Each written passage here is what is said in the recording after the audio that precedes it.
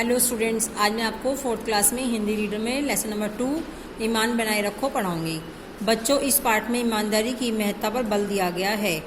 बच्चों, आपको भी चाहिए कि जीवन के हर क्षेत्र में ईमानदारी का परिचय दें। हमेशा अपने मन की सुने, क्योंकि मन सदैव ईमानदारी के प्रति प्रेरित करता है। राष्ट्रपिता महात्मा गांधी एवं हमारे पूर्व प्रधानमंत्री श्री लाल बहादुर शास्त्री भी अपनी ईमानदारी के लिए जाने जाते हैं। एक मैं आपको किस्सा बताती हूँ, सुनिए। मई की दोपहर थी, मई का महीना था, बड़ी गर्मी पड़ रही थी। तभी एक कुल्फ़ी बेचने आता है गली में। तभी सभी बच्चे उसके पास भाग कर जाते हैं कुल्फ़ी खाने के लिए।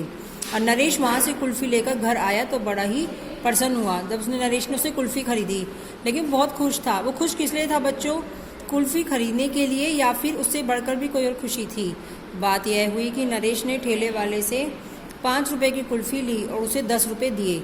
ठेले वाले ने भूल से नरेश को 10 रुपये लौटा दिए और कुल्फ़ी भी मुफ्त में दे दी।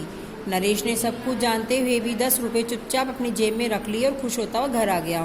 क्या तुम जानते हो, ऐसा अनेक बार होता है। यदि दुकान पर अधिक भीड़ हो तो दुकानदार पैसे देना भी कम भी दे देता है और अधिक भी दे देता है। सोचो, क्या नरेश का यह काम उचित था? सचमुच नरेश ने छोटे से लोभ में फंसकर बेईमानी कर डाली। नरेश का कर्तव्य था कि वह ठेले वाले को उसकी गलती बताता और उसके पैसे लौटा देता। तभी तो बच्चों वो ईमानदार कहलाता। ईमानदार रहने पर उसके मन को बड़ी ही खुशी होती, क्योंकि अगर हम ईमानदारी करते हैं तो हमारे मन में एक अलग तरह की खुशी होती है। कुछ स्वार्थी लोग खाने पीने में बेईमानी को बुराई नहीं मानते, लेकिन यह अनुचित है। एक छोटी सी बेईमानी ही आगे बड़े अपराध का रास्ता खोल देती है। हमें कभी भी ऐसा नहीं करना चाहिए।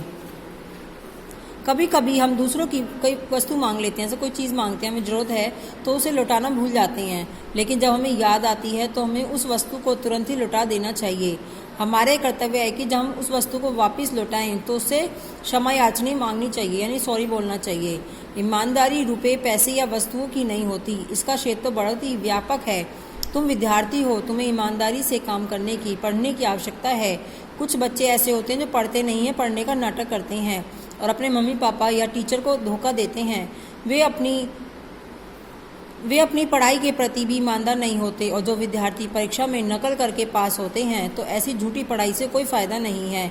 आगे चलकर क्या होता है बच्चों, जो झूठी पढ़ाई करता है, मतलब परीक्षा में नकल करके पास होता है, तो आगे जाकर अगर अध्यापक बन गया तो बच्चों को क्या पढ़ाएगा? यदि ऐसा ज्ञानी व्यक्ति चला के बेईमानी से डॉक्टर बन जाए तो क्या होगा? यदि वह डॉक्टर बन गया तो गलत इलाज करेगा, और यदि वो इंजीनियर बन गया धोखाधड़ी से तो अपने भवनों और पुलों का प्रयोग करने से दूसरे की जान भी वो जोखिम में डाल सकता है। वो ढंग से नहीं बनाएगा पुल, जिससे दूसरों को भी रिस्क होगा। इसलिए ये आवश्यक है कि तुम ईमानदारी से पढ़ो और योग्य बनो। परीक्षा में पूरी ईमानदारी बरतो, तभी तुम भावी जीवन में कोई कठिनाई, तुम्हारे आने वाले जीवन में कोई कठिनाई नहीं आएगी। यदि महापुरुषों के जीवन पर ध्यान दोगे तो उनमें भी ईमानदारी का गुण पाओगे। तुमने पढ़ा होगा कि गांधी जी ने बचपन में अध्यापक के इशारा करने पर भी पास बैठे हुए बालक की कॉपी से देखकर अपना गलत शब्द ठीक नहीं करा। उन्होंने सारा जीवन ईमानदारी में रहकर ही बिताया।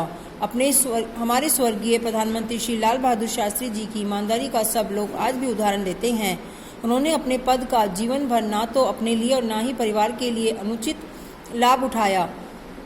इस प्रकार बार बार मंत्री पद पर रहकर भी श्री गुलजारी लाल नंदा जीवन भर किराए के मकान में रहे। वो चाहते तो अपने मकान भी ले सकते थे, लेकिन वो किराए के मकान पर रहे। ये सब उदाहरण है हमारे महापुरुषों की ईमानदारी के। तुम जानते हो, ईमानदार मनुष्य का सभी सम्मान करते हैं। बेईमान व्यक्ति सबकी नज़रों से गिर जाता है, कोई उसका मन से सम्मान नहीं करता। हम सबका विश्वास भी खो बैठते हैं। मन कभी कभी गलत सलाह नहीं देता। अपने मन की आवाज़ हमें हमेशा सुननी चाहिए और ईमानदार बनना चाहिए, क्योंकि बच्चों, ईमानदारी ही सर्वोत्तम गुण है।